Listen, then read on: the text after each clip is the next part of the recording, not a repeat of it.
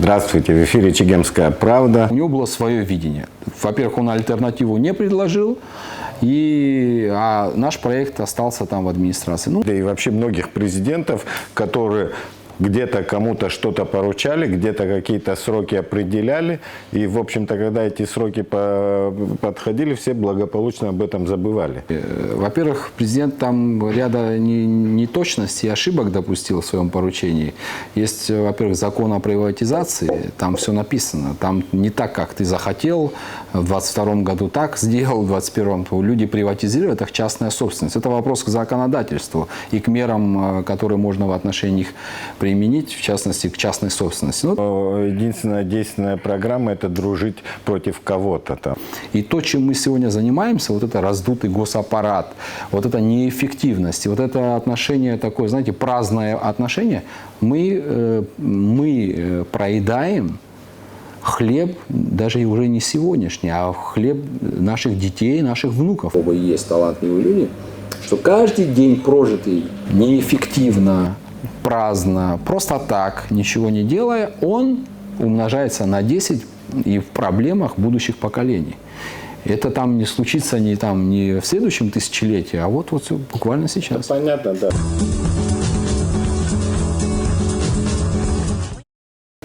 Здравствуйте, в эфире «Чегемская правда». Сегодня мы поговорим о реформе органов госуправления, тем более повод есть. Оппозиционная организация АНД представила свой проект реформирования органов госуправления, и она уже прошла некую экспертную оценку, в частности, в Общественной палате прошли слушания. Общественная палата, кстати говоря, предложила президенту рассмотреть вот этот проект и, возможно, даже принять как руководство к действию и так далее. И сегодня у нас в гостях Адгур Арзынба, главный разработчик этого проекта. И мы, естественно, будем говорить о реформе госуправления. Адгур, добрый вечер. У меня вопрос вообще. Как-то какое-то продвижение есть, я вот по последней информации не знаю, но я знаю, что Общественная палата там предложила президенту. Дальше у нас нигде я не видел другой информации, что там дальше с этим документом, как вообще реагирует там исполнительная власть, президент, как реагирует на вот эти предложения, как реагирует конституционная комиссия, которая создана президентом, и туда вы отправляли этот документ или нет, там были ли обсуждения по этому поводу, что там вообще происходит? Да, спасибо, Инал. 2 августа мы направили свой проект в администрацию президента. Буквально на днях, месяц с небольшим спустя, нам поступил ответ о том, что данный проект концепции направлен на рассмотрение Конституционной комиссии при президенте. Больше мы ничего об этом не знаем, получила данная концепция одобрения или нет, мы об этом не знаем. А с Конституционной комиссией у вас каких-то либо контактов не было, да, по этому поводу? Как с каким-то коллегиальным органом нет, так индивидуально с некоторыми членами мы общаемся, обмениваемся идеями, мыслями, а так как с органом нет. Ясно. Ну, вообще сама суть идеи вашего проекта реформы органов госуправления, она, я так понял, заключается в оптимизации верхушки исполнительной власти, да? То есть у нас сейчас, в общем-то, есть президент, есть кабинет министров, хотя там президент и руководитель по Конституции исполнительной власти, тем не менее, есть некие параллельные структуры. Есть президентская администрация, есть правительство, и происходит некое дублирование и так далее. И это влияет на то, что многие решения, они, в общем-то, забалтываются там, и так далее и тому подобное. Но помимо этого, есть ли вообще какое-то видение по самому управлению? Потому что органы, верхушка айсберга – это всего лишь верхушка айсберга. Есть же все-таки и сам айсберг. Есть органы местного самоуправления, там, администрации городов, районов, сел и так далее. И там, у нас бюрократическая машина огромная. Вообще, есть какое-то видение, какая должна быть вообще конструкция? Есть такая китайская поговорка: воробей хоть и мал, но у него все 5 органов существуют. Государство у нас небольшое, но те органы или те функции и задачи, которые нужно выполнять, их нужно выполнять. Вопрос лишь в том, насколько эффективно, и это все соответствует ли тому времени, в котором находится это государство. В нашем случае действительно система органов управления у нас сильно забюрократизирована. Это может любой гражданин на себе ощутить при получении государственных услуг или обращении по тем или иным вопросам, или же по неразвитости той или иной сферы там, образования, здравоохранения. Ну, у нас нет, наверное, сферы, которой мы можем похвастать. Поэтому, учитывая, что у нас унитарное государство и президентская республика, мы исходим из того, что власть, она должна, вот эта вертикаль власти, она должна быть максимально эффективной. Опять же, для того, чтобы конечный потребитель, рядовой гражданин на себе ощущал плюсы. И начинаем мы именно с центральных органов власти, с президента, его администрации, правительства, потому что это краеугольный камень исполнительной власти. Конечно, мы будем говорить в дальнейшем и о местных органах государственного управления и самоуправления. В ближайшее время нами запланирована встреча с представителями районных органов самоуправления, и мы будем обсуждать там некоторые наработки и идеи. Это следующий этап. Но для того, чтобы... То есть шаг один – это все-таки центральные органы власти. По парламенту тоже у нас есть идеи. Мы сейчас их, кстати, обсуждаем.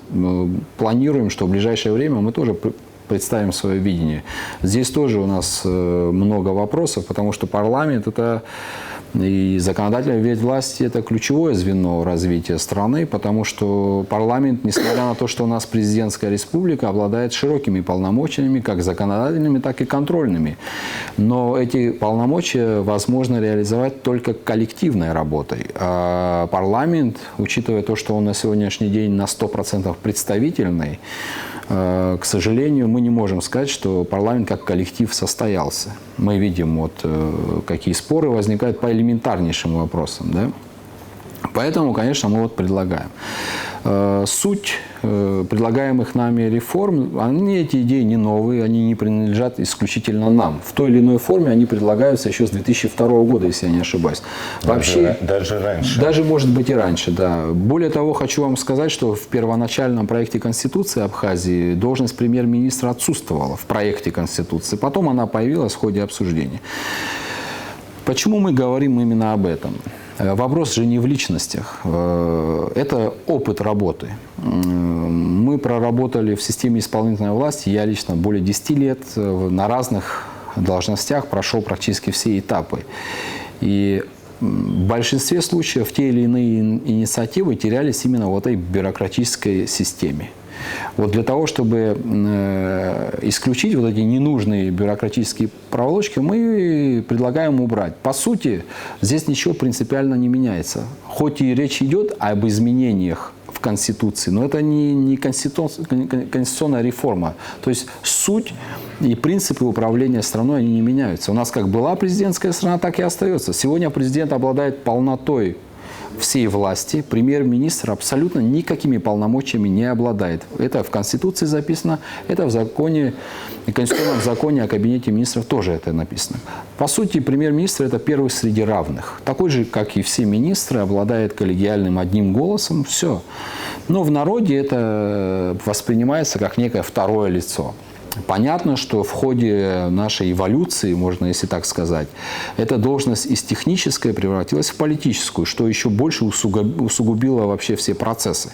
То есть формально на бумаге все решения принимает президент, по факту там уже начинается степень политического влияния, кто чего там. И по каждому вопросу финал возникают вот эти шероховатости. Борьба одного аппарата с другим аппаратом. Это на 100% так. И ряд реформ, инициатив просто были не заведены именно из-за этого. Поэтому... То есть это исходя из личного опыта. Вот, когда вы работали министром экономики, то есть у вас, в общем-то, контакт был с администрацией президента, но это, наверное, не самый лучший, да, был кандидат?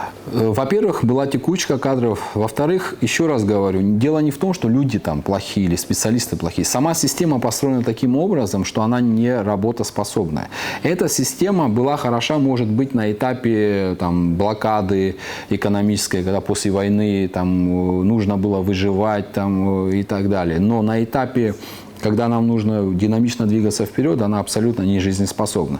Вы посмотрите, Инал, как пример живой. Любой человек, который получает государственные услуги, он вынужден до сих пор ходить по кабинетам, масса кабинетов посещать, получать справки. Но это же анахронизм. Или посмотрите, вот премьер-министр по тому или иному вопросу принимает людей, вокруг него лежит куча бумаг, огромное количество бумаг. Ну, вы где-то видели в другом месте? Ну, это же 21 год, 21 век. А Абхазия, по сути, современное государство. Мы себя считаем, считаем прогрессивными комфорта, которым мы себя окружаем, там, Лексусы и так далее, мы, да, современное государство. Вот видите, а по факту получается, что мы таскаем бумажки из кабинета в кабинет, затрачивая кучу времени. Что это даст? Вот что мы предлагаем? Принятие решений как минимум в 2 раза сократится на принятие решения время. Эффективность увеличится. Почему? И ответственность персональная увеличится, потому что не будет той прослойки, на которую можно все сваливать. Есть президент, глава исполнительной власти, глава государства, и есть министры, рабочие лошадки, потому что основную работу выполняют министры. Ну, если не говорить уже о местных органах власти, о этом позже скажем. И у них не будет этой прослойки, и президент точно знает, да, что вот тот или иной министр отвечает. И сам президент знает, что если что-то пошло не так, у него нет возможности, вот как мы на днях видели, прийти на заседание кабинета министров, там какие-то вопросы позадавать и уйти там опять на какие-то мероприятия. Там. То есть, я так понял, в свое время, кстати говоря, эту идею внести в структуру управления должность премьер-министра, в свое время это была задумка Андрея Михайловича Джиргения. И эта мысль заключалась в том, что это своего рода должность громоотвод, когда в стране какой-то вдруг экономический, политический и так далее какой-то кризис, и у президента есть возможность, в общем-то, пожертвовав там премьер-министром, как бы снять какое-то напряжение.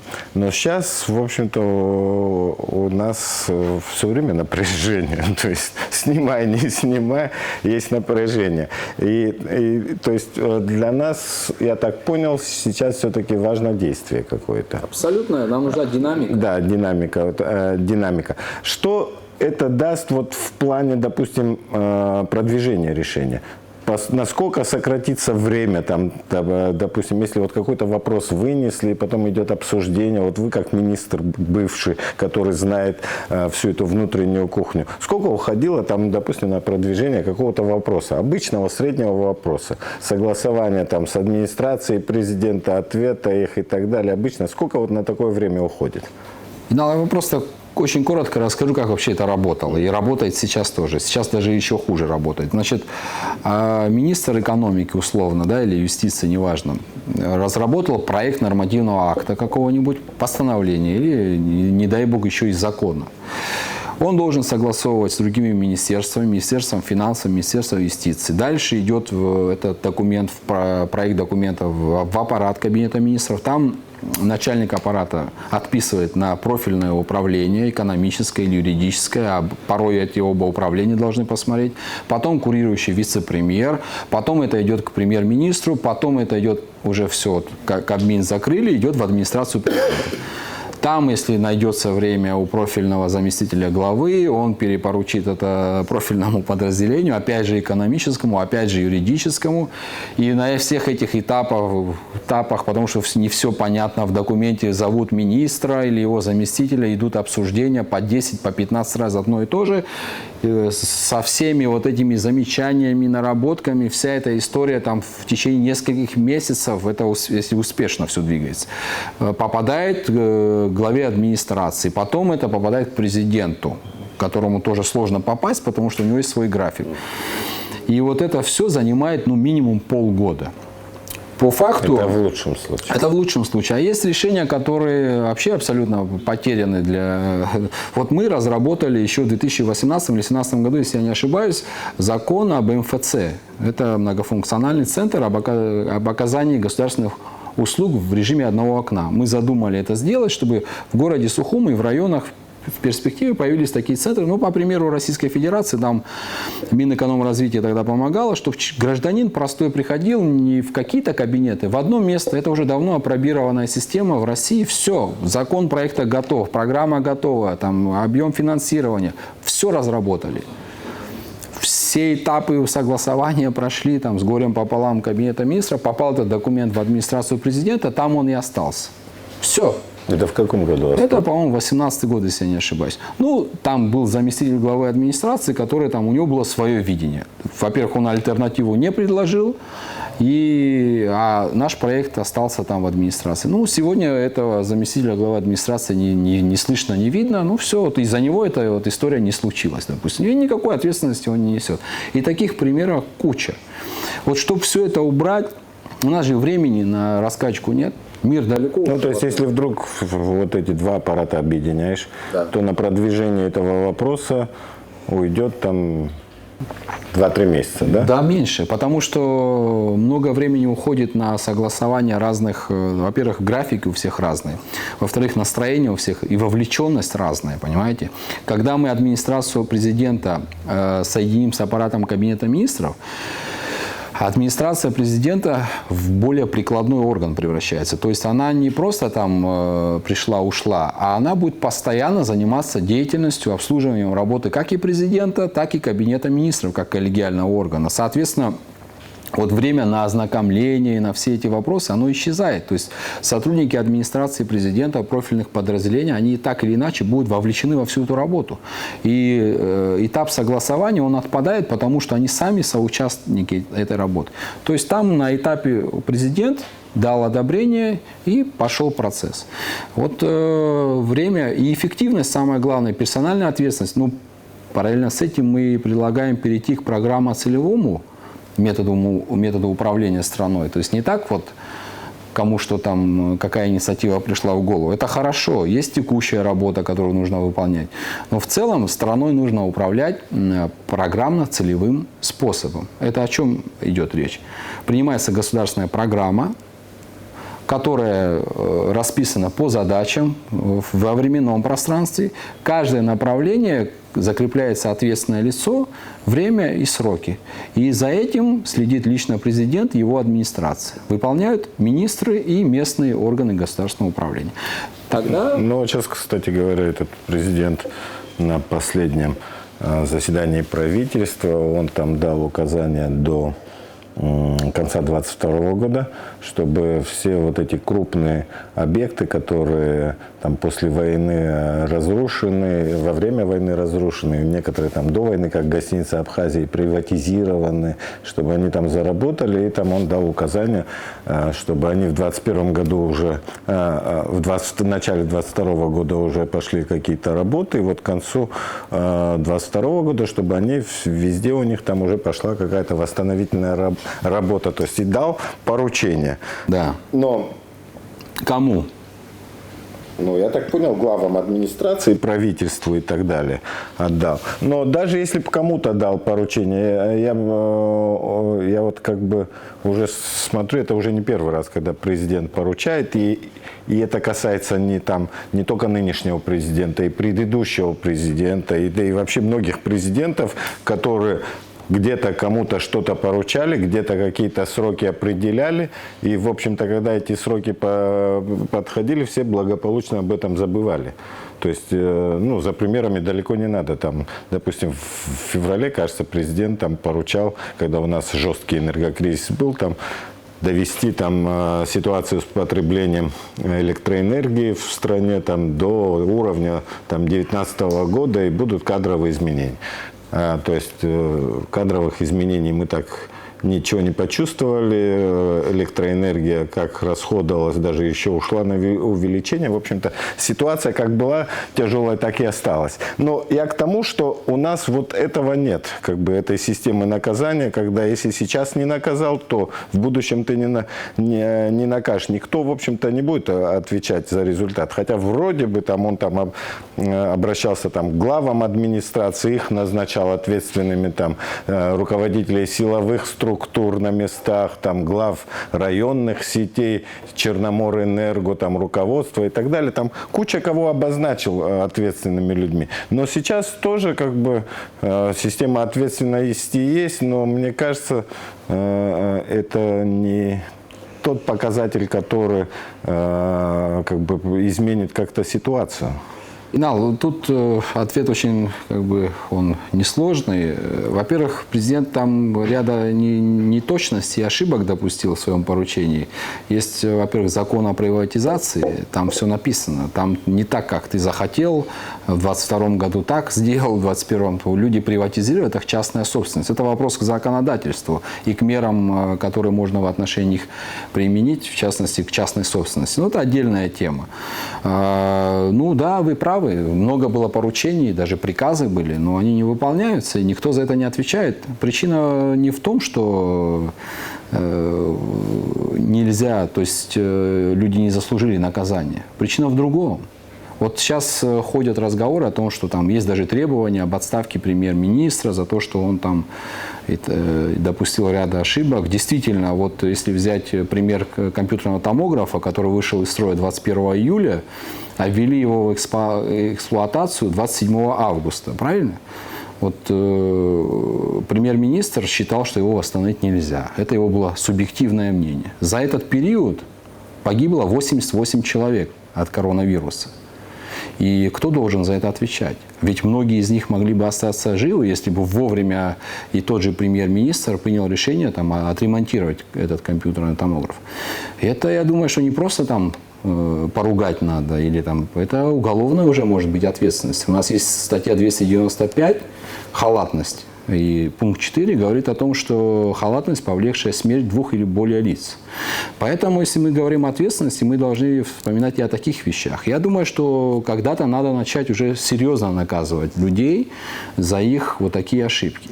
Но действующий президент этого сделать не может.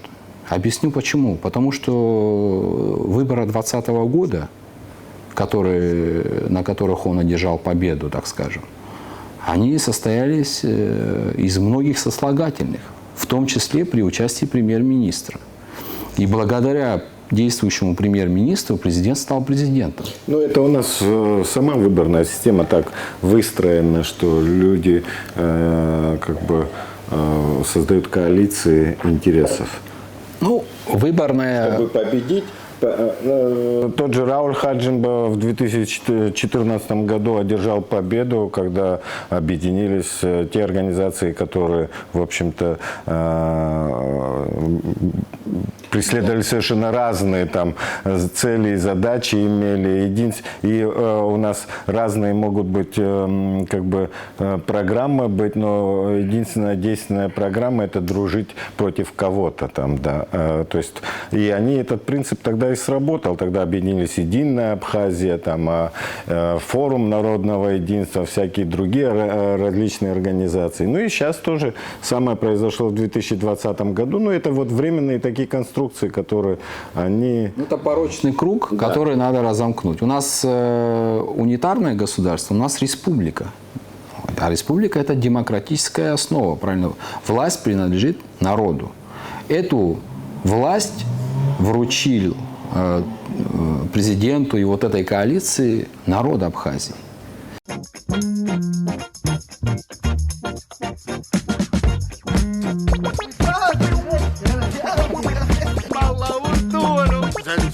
Иногда неожиданные встречи в длинных очередях могут быть очень увлекательными, но намного проще пополнять мобильных операторов через мобильное приложение Онлайн-24 Амробанк. На шаг впереди.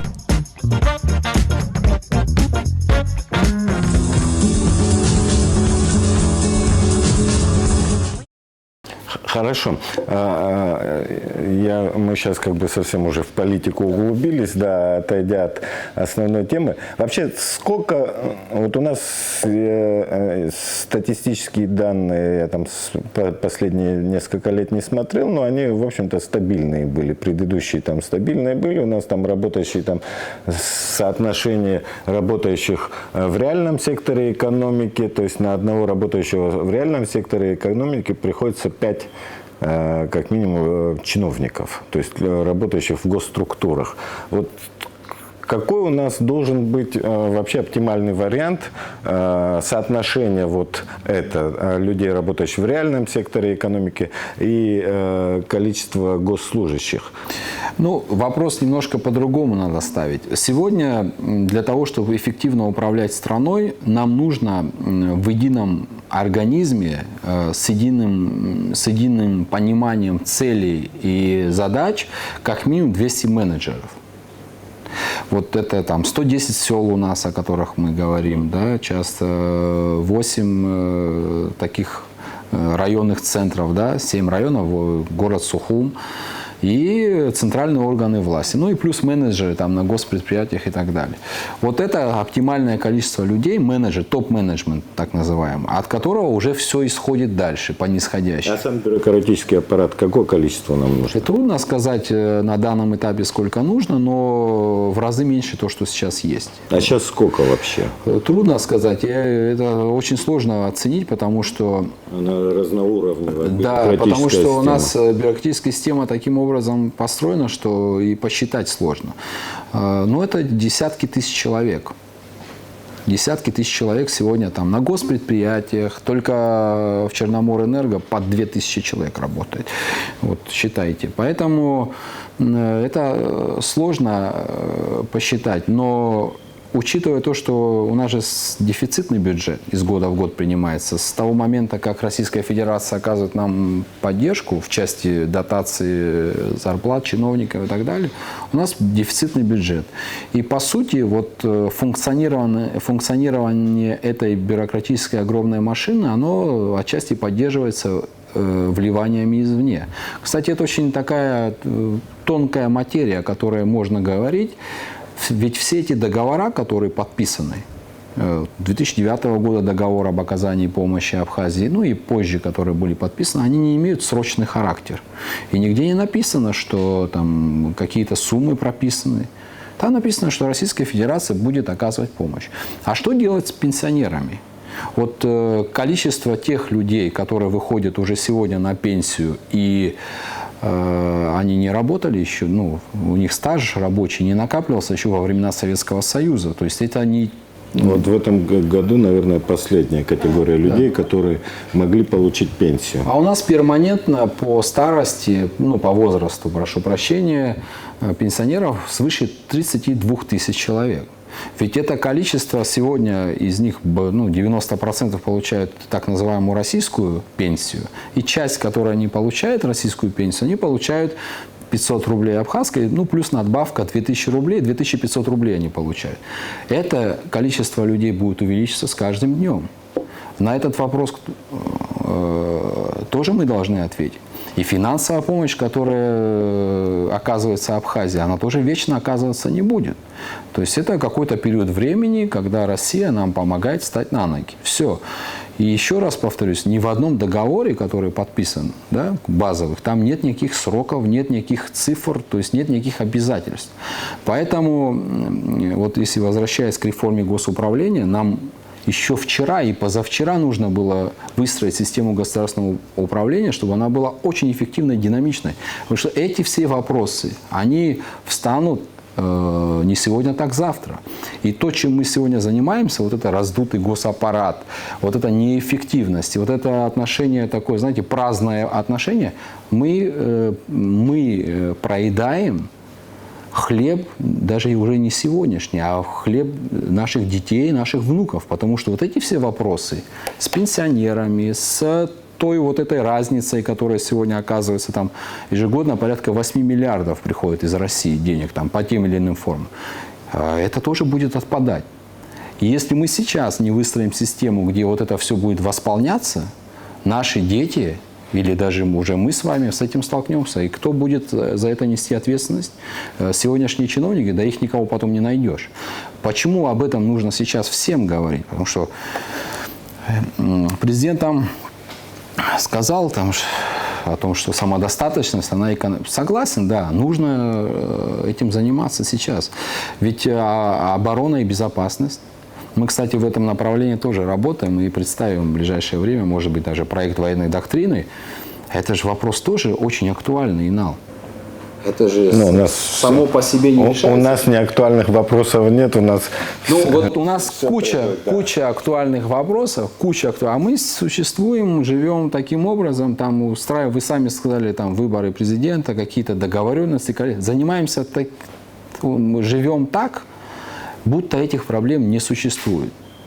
И их не будет существовать завтра. Но боюсь, очень боюсь за то, что вот этот, знаете, холодный душ, который так или иначе нам придется принимать, он будет очень, очень сложно нами перевариваться. Потому что вот с каждым днем общество должно понимать, особенно должны пассионарии понимать, которые сегодня, да, вот в Абхазии, слава богу, есть талантливые люди, что каждый день прожитый неэффективно, праздно, просто так, ничего не делая, он умножается на 10 и в проблемах будущих поколений.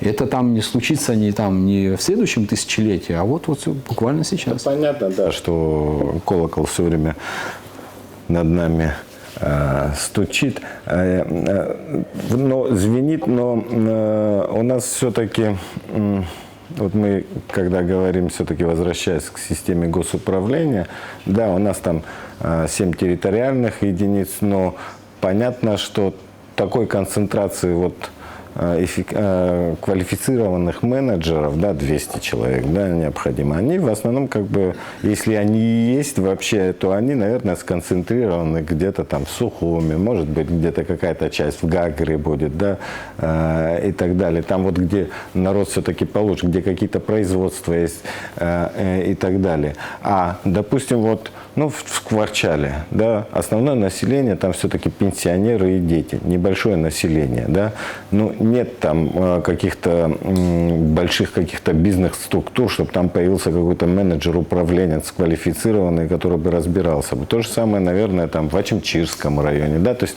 у нас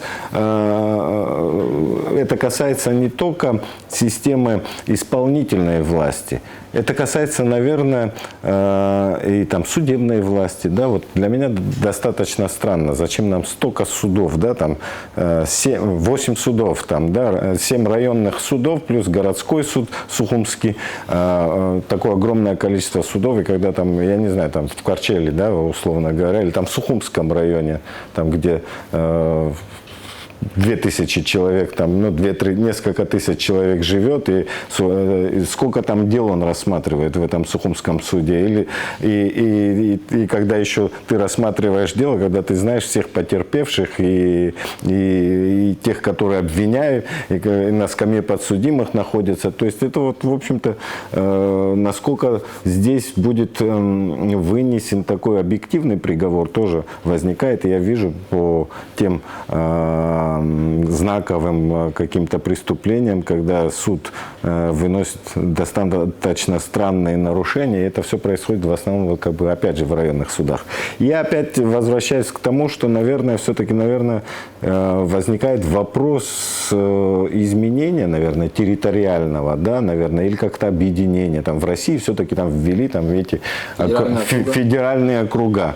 У нас, наверное, для этого тоже, наверное, что-то надо такое сделать, хотя бы на таком уровне. Там, да, зачем нам суды там в Гальском районе, в Кварчельском районе, там, в Гуль-Рипском районе, когда можно сделать один, там, допустим, суд по там, Восточной Абхазии, один суд там централизованный там по Западной, один там более объединенный, там здесь Сухуми, когда входил бы там Сухумский район и так далее. И у нас куча таких проблем. И, кстати говоря, и я у Аслана Бжания в программе, когда он был кандидатом в президенты, видел вот эти наработки. Но почему-то у нас вот это никогда не двигается. То есть наработками есть. То есть пока ты к чему-то стремишься, мы политик начинает фонтанировать идеями, да, рассуждает и так далее. Но когда он становится вдруг президентом, то он оказывается там завязан руками, ногами, у него не получается. Что мешает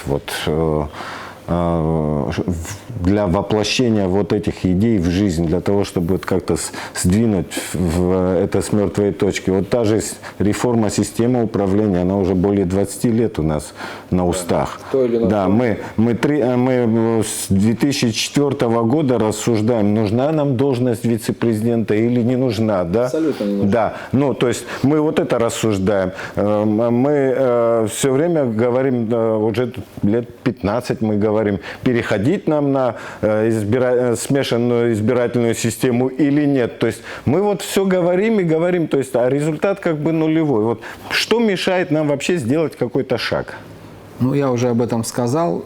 Что мешает, ключевое препятствие, это то, что у нас сложилась такая политическая практика, что инструменты, которые позволяют эффективно бороться за власть, после прихода к власти уже эти же самые инструменты уже не дают тебе... Как разрубить? Да, как разрубить? Вот надо следовать всем политикам нашему примеру, который мы подали на выборах 2020 года. Мы ни с кем никакие коалиции не заключали. И народ Абхазии должен вот это понять, принять. Я как гражданин Абхазии это принял. Все должны принять, что заведомо человек, который нагрузил себя разного рода грузилами в виде тех или иных лидеров мнений, скажем, мягко, да, он уже, придя туда, ничего сделать не сможет. Все, это один раз посмотрели, два раза посмотрели. Вот сейчас так в коалицию не войдешь, не придешь, ты станешь президентом. Вот, видите, вы сами отвечаете на этот вопрос. Нет, ну это А кто дает эту власть? Народ Абхазии. Вот мы будем делать. Сейчас мы с вами что делаем? Мы вещаем, да? И все должны, наши пассионарии должны, все должны включиться в этот вопрос. Адгур Арзанбай и Инал Хашик вдвоем эту страницу не смогут перевернуть. Мы все должны понять, что государство это не пирог, который бесконечно можно кусать, и он обновляется автоматически. Это все закончится очень плачевно. Поэтому надо вот эту порочную практику оставить в прошлом. А я уверен, что уже осознание этого пришло. Общаясь с людьми, я вижу, что люди уже осознают. Потому что, придя во власть, вот почему мы, еще раз говорю, логика в чем? Мы почему так поступали? Потому что мы понимаем, как политическая сила, что у нас, у одних, нет столько людей, чтобы покрыть все сферы жизнедеятельности страны. В разных политических командах есть прекрасные профессионалы. Вот сегодня в действующем правительстве есть замечательные люди. Министры даже есть очень хорошие. Сейчас не буду кого-то выделять, просто боюсь кого-то забыть. И для того, чтобы президент будущий смог его привлечь к работе, оставить вот этого эффективного менеджера, главу эффективного там в Гаграх или где-то еще, оставить, он должен прийти во власть, имея максимум вот этого свободного для маневров пространства. Если вы его изначально загрузили вот этими мешками, все, убри лахкару. И лахамкар, завод, уже лимит, он с каждым днем все меньше, меньше, меньше, меньше становится. Вот и все. Что касается по местным органам власти, государственному управлению и нам, ведь давайте зададим себе другой вопрос. У нас есть сегодня закон об управлении в административно-территориальных единицах, в рамках которых и существуют местные органы власти государственного управления, местные самоуправления. А что там написано на самом деле? Там что написано, что должен делать глава администрации, что ли? Там маленькие абзацы. На самом деле, какие вообще вопросы к главе администрации? То есть здесь тоже надо проработать. И в ближайшее время, я уже говорил, мы на эту тему соберем людей, будем общаться, разные мнения выслушивать. Может быть, даже сформулируем какое-то общее видение, концепцию, потому что есть разные, там, даже внутри нашей команды есть разные видения. Кто-то считает, что надо дать больше власти местным. Я лично считаю, что нет. Кто-то так. То есть, придем к общему, выдадим результат. Но на местах люди, на самом деле, я еще в своей практике могу сказать, люди далеко, чиновники, далеко не все знают вообще, что происходит здесь, в Сухуми. То есть вот эта даже цепочка, она не То работает. есть всех этих законодательных актов и так далее. То есть Да вообще решений, вот президент на совещании сказал вот недавно, да, вот на Кабмине, министрам приказал в очередной раз там идти на телевидение и продвигать курс. Я хочу спросить, а что за курс вообще? Кто-то знает вообще, что это за курс? Курс – это защита инвесторов, курс – это что? То есть, ну, понимаете, вот этот курс, он должен быть здесь сформулирован правильно, и этот курс должен быть донесен до каждого регионального, районного руководителя. И все как один единый организм должны работать. Это вообще элементарные вопросы менеджмента на самом деле. Вот мы когда работали в Министерстве экономики, у нас были начальники отделов, заместители министров. Мы собирались, у нас были планерки. Наша цель до конца этого года разработать такое-то количество нормативных актов в этих сферах. Наша цель на эту неделю вот такая, наша цель на этот месяц вот такая. И все знали. И в разных кабинетах, если их рассадить, они бы все вам сказали, что цель вот такая. Поэтому у нас более 40 инициатив, поэтому мы каждый год выпускали отчеты, поэтому какой-то был результат. Да? Сейчас там критикуют, пытаются что-то там ковырять, но это время рассудит. Так и государство управляется. Это же элементарные вопросы менеджмента, Инал. Ну, если твой подчиненный там где-то какого-то района не знает, что ты делаешь, какой у тебя курс, да, о чем говорил президент, ну как ты будешь управлять? Вот это на самом деле и сложно, и не сложно. Не сложно почему? Потому что есть практики. Другие страны эффективные. Можно подсмотреть, что-то подшлифовать и сделать. Во всяком случае, вот 1,5 года действующий президент работает. Я не видел ни одного совещания, где собрали всех районных руководителей, глав сел, значит, и вот в одном общем зале дали какой-то там общий там курс из 5 тезисов. Обычно это делается там, когда президент обращается с ежегодным посланием парламенту, где он основные моменты там, да, он анализирует там сложившуюся ситуацию, подводит какие определенные итоги проделанной работы и говорит о планах. Но у нас, кстати говоря, этих посланий президента, кажется, с 17 или 18 года тоже не было. То есть у нас вот такая брешь образовалась, да, с этими посланиями, и вот этот автобус послание это немножко такое, вот это немножко такое, но я говорю более таких детальных вещах, которые надо проводить. Но все-таки послание это такое крупное, все-таки это такое объяснение того, где мы находимся, куда мы идем, собираемся. Это таких в тезисах.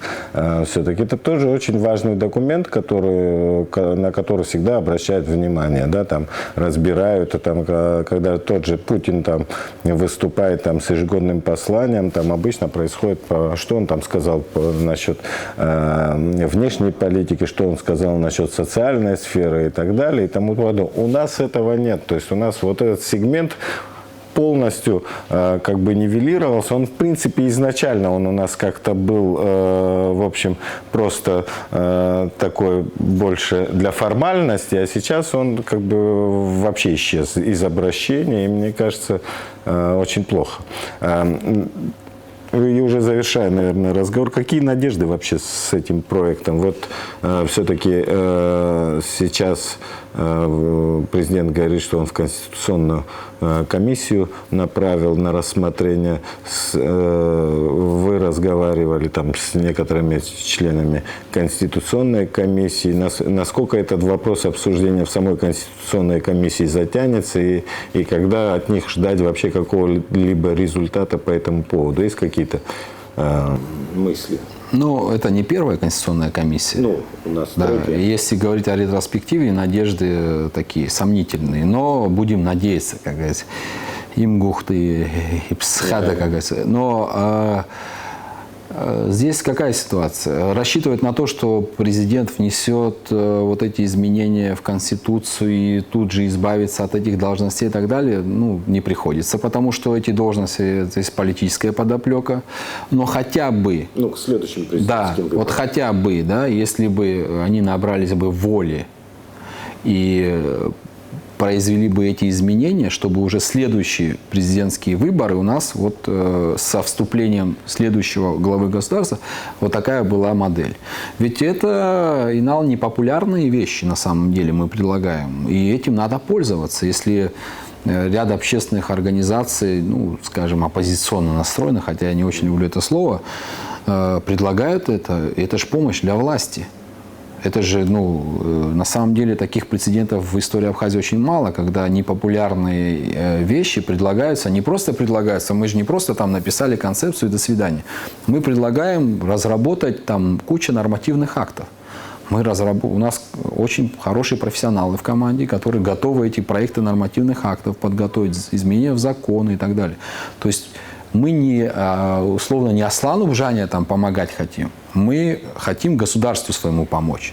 Учитывая то, что сегодня там такая политическая ситуация, у нас такая власть, но это же время идет. Вот это время, чтобы заполнить хотя бы чем-то полезным, мы готовы помочь.